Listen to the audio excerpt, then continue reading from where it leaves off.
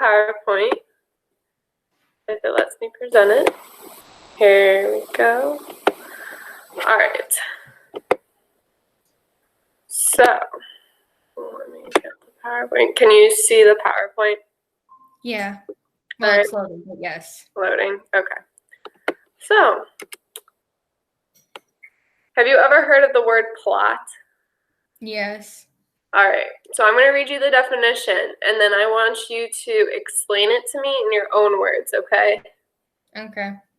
The plot is the sequence of events where each affects the next one through principles of cause and effect. So how would you say that in your own words? The good story writers have to have a plot before they even start writing. Right. So it's the main idea with a bunch of things surrounding it.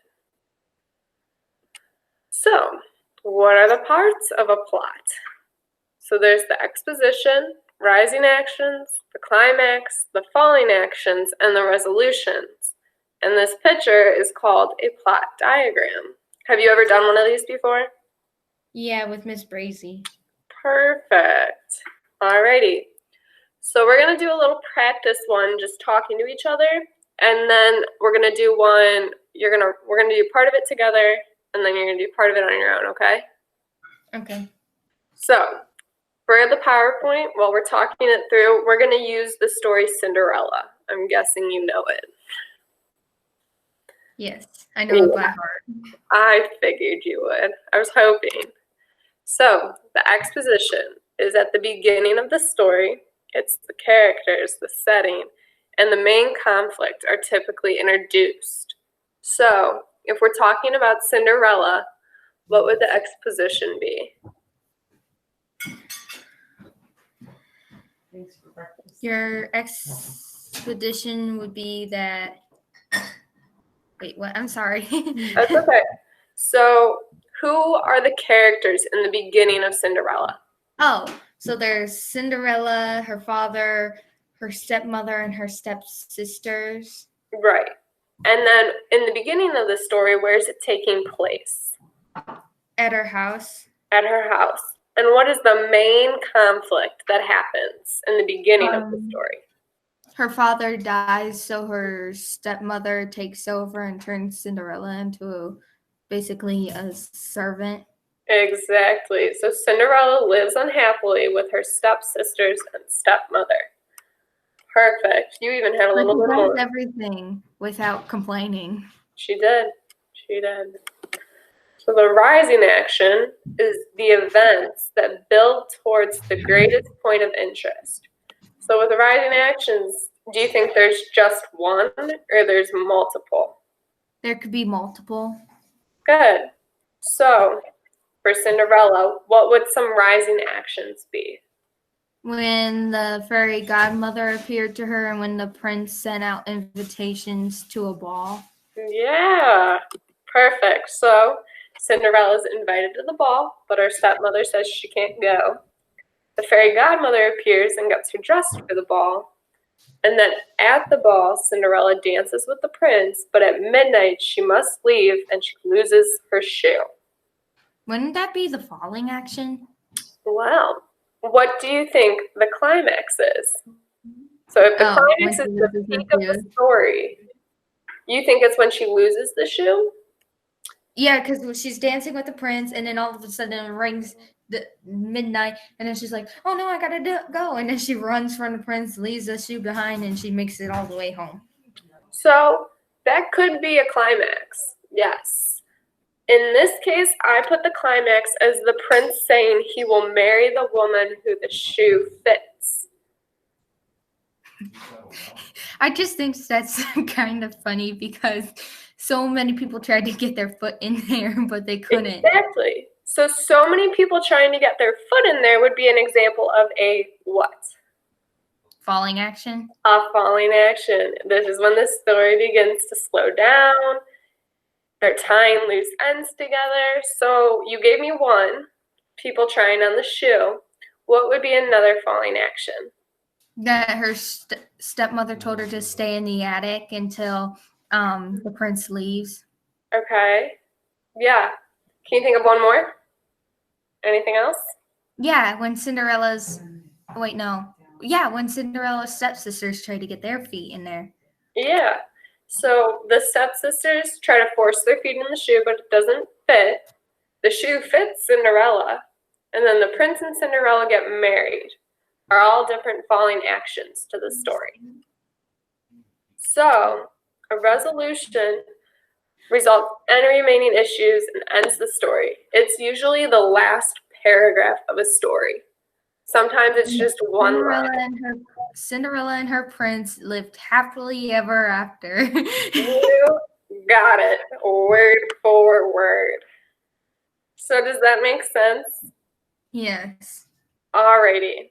So now in Google Classroom, it's labeled plot diagram. I made it in Word, so when you click on it at the top, it should say open in Google Docs.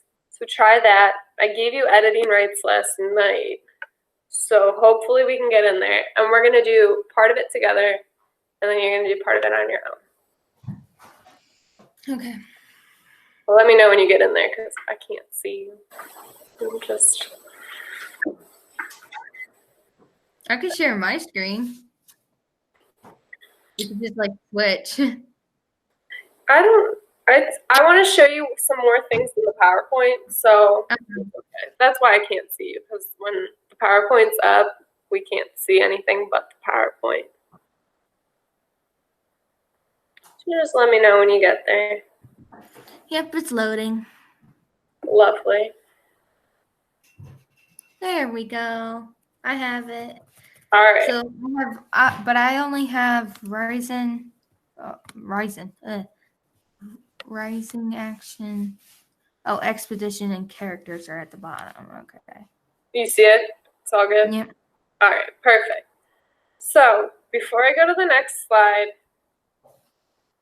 we're going to do up to the climax together, and then you're going to do the next two on your own. So the expedition of the Legend of Sleepy Hollow, what do you think would be? Got a little picture to help you think.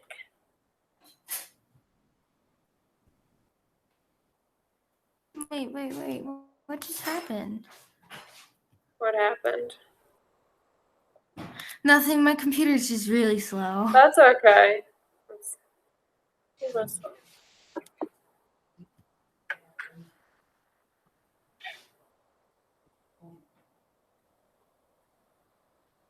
Let me type.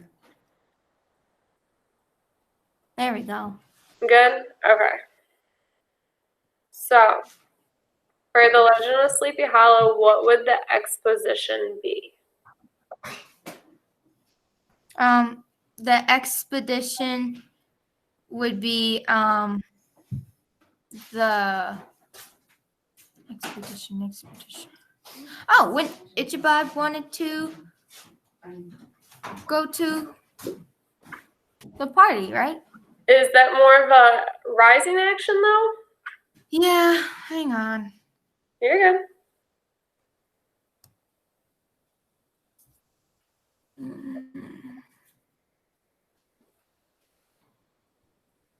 So, everybody believes in Sleepy Hollow?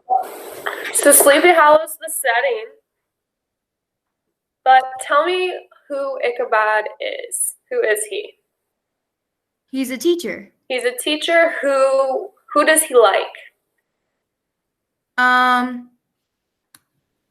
He likes Katrina. Exactly. So that's your expedition. In Sleepy Hollow, there is a teacher named who likes her name. Okay, but it's saying I have to go to drawings to type. Drawings to type? All right. Don't worry about it. We'll just talk it through because I don't know what it's doing. That's okay. So just look at that chart, and as we do it, go up and down with it, okay? Okay. And then I'll write down what we say. And I can always add it in so we have it for next time. So, Sleepy Hollow is the location or setting.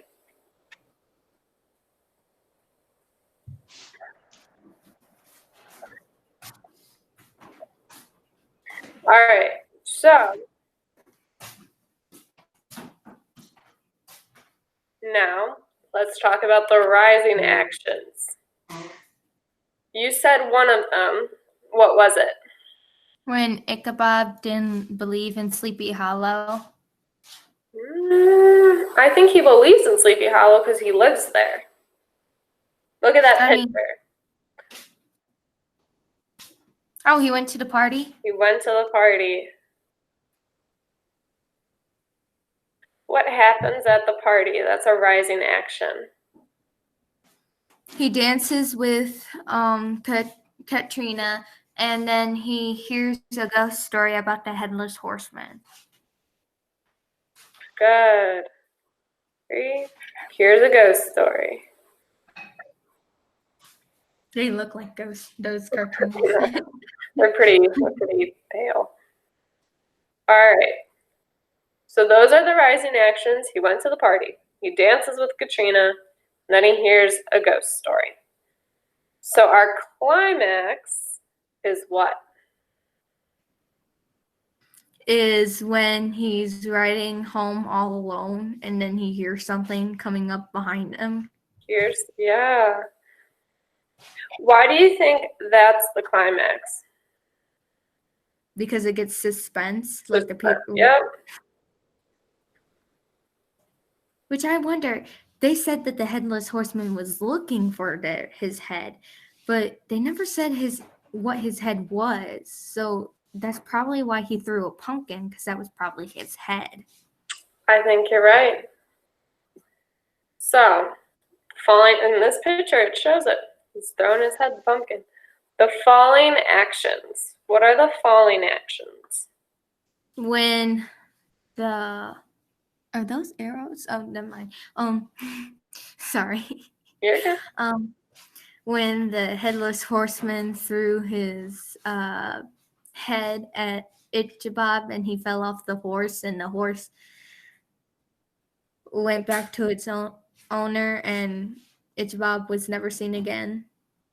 Okay, you gave me a lot right there. So let's break it down a little bit. What happens before he throws his head?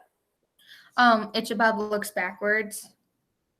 Do they just look at each other? Is there kind of like a chase that goes on? There's a chase. A chase. Yes. So first a chase happens. Then what happens? Then the Headless Horseman throws his head at Ichabod, who falls off the horse. Right.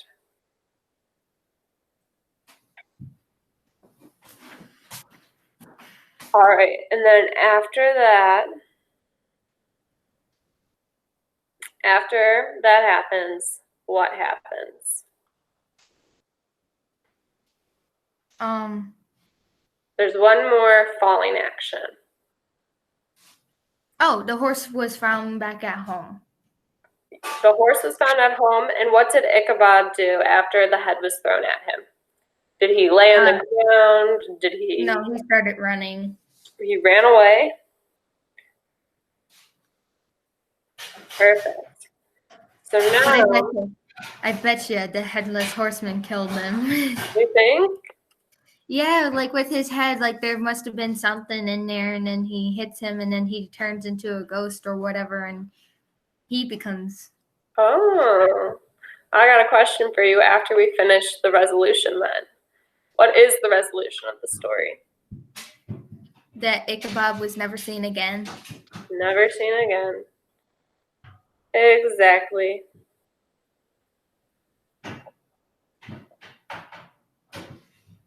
So, nice job with that. I'm going to stop sharing my screen. All right. So, what do you think happened to Ichabod? You tell me. I think he either turned into a ghost, or he turned into the next Headless Horseman. Okay. Do you think the Headless Horseman is real in this story? Or do you think it's someone playing a trick on him? I think it because at the end when you see that Broom was laughing, I Mm-hmm. think it was someone playing a trick on him. I think it was Broom. Do you think he was trying to get him out so he didn't have any competition with Katrina? Yeah.